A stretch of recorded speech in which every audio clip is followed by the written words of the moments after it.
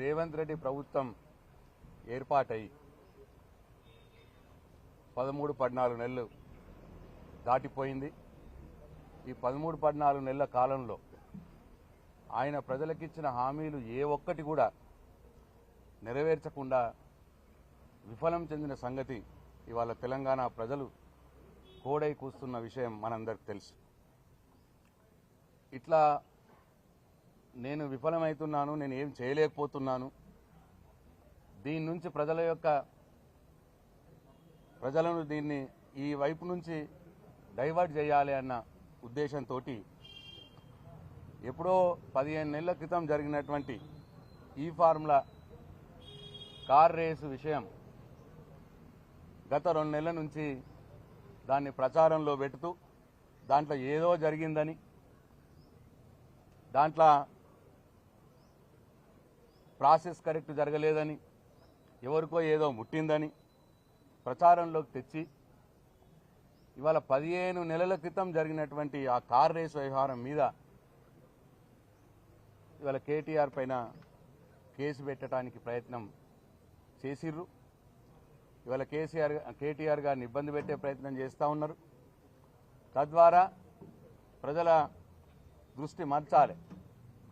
ఈ ప్రభుత్వం యొక్క చేతగానితనం బయటపడుతున్న విషయం ప్రజల దృష్టి మలిచి ఇటువైపు తీసుకురావాలని ఒక చిల్లర మల్లర పొలిటికల్ డ్రామా ఇవాళ రేవంత్ రెడ్డి ఆడుతూ ఉన్నాడు.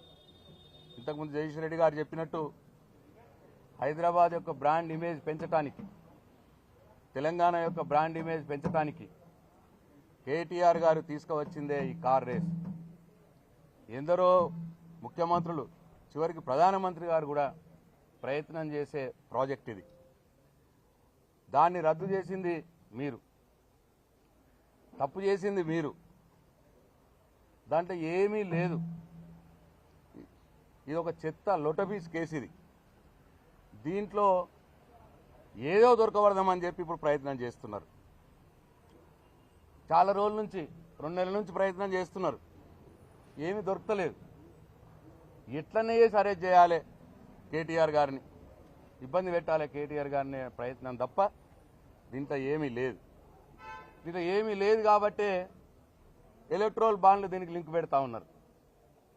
ఎలక్ట్రల్ బాండ్లు ఈ యొక్క పార్లమెంటు ద్వారా భారత రాజ్యాంగం ఇచ్చినటువంటి హక్కు ప్రతి రాజకీయ పార్టీకి.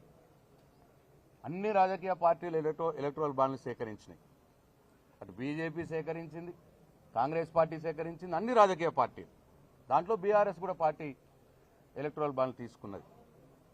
ఇవాళ ఈ గ్రీన్ కో కంపెనీ ఏదైతే చెప్తున్నారో, ఈ గ్రీన్ కో కంపెనీ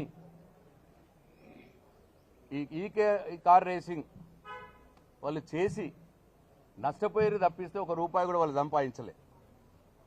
ఈ కార్ రేస్, ఈ ఎలక్ట్రల్ బాండ్లు ఇచ్చింది ఏప్రిల్ 22, ఏప్రిల్ నెల 2022 సంవత్సరం.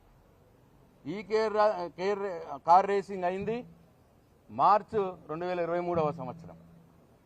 అంటే ఎలక్ట్రల్ బాండ్లు మొదలిచ్చి వాళ్ళు ఈ కార్ రేసింగ్ చేసి దాంట్లో వాళ్ళే డబ్బులు పెట్టినారు. ప్రభుత్వం వాళ్ళకి ఏమి ఇవ్వలేదు గ్రీన్ కోకి. కాబట్టి దీంట్లో హిట్ అండ్ ప్రో అని చెప్పి కొన్ని అనుకూల పత్రికలు మీడియా ద్వారా ప్రచారం చేస్తూ ఉన్నారు. దానికి అవకాశమే లేదు. ఇవాళ కాంగ్రెస్ పార్టీకి కూడా ఇదే గ్రీన్ కో కంపెనీ 25 కోట్ల రూపాయలు ఎలక్ట్రల్ బాండ్ల ద్వారా ఇచ్చింది. ఇవాళ కాంగ్రెస్ పార్టీ 1500 కోట్ల రూపాయలు ఎలక్ట్రల్ బాండ్ల ద్వారా సేకరించింది. మరి వాళ్ళు ఎక్కడెక్కడ హిట్ అండ్ ప్రో చేసినారు.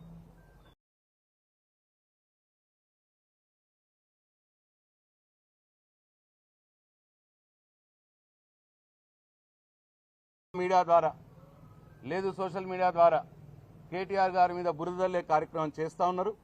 సరే, మీరు ఏం చేసినా నిజం నిలకడగా బయటపడుతుంది. తప్పకుండా కేటీఆర్ గారు, మాకు న్యాయం మీద నమ్మకం ఉంది, న్యాయస్థానం మీద నమ్మకం ఉంది, చట్టం మీద నమ్మకం ఉంది. తప్పకుండా ఇవాళ రేవంత్ రెడ్డి గారు చేస్తున్నటువంటి కుట్రల్ని ఛేదించుకొని కేటీఆర్ గారు కడిగిన ముత్యంలా బయటకు వస్తారు.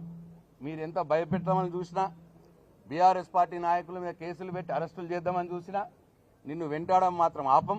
నువ్వు ఇచ్చిన హామీలన్నీ అమలు చేసేదానిక తప్పకుండా మా ప్రతి ఒక్క బీఆర్ఎస్ పార్టీ సామాన్య కార్యకర్తల నుంచి మరి ప్రతి ఒక్కరు కూడా మీ వెంట పడతారు అని చెప్పి మరొకసారి ఈ ప్రభుత్వానికి రేవంత్ రెడ్డి గారికి హెచ్చరిస్తా ఉన్నాం. జై తెలంగాణ, జై కేసీఆర్. ప్రతి అవకాశాన్ని కూడా వాడుకోవాలి కదా, మీరైనా అంతే కదా, ఎవరైనా సరే కేసు వచ్చినప్పుడు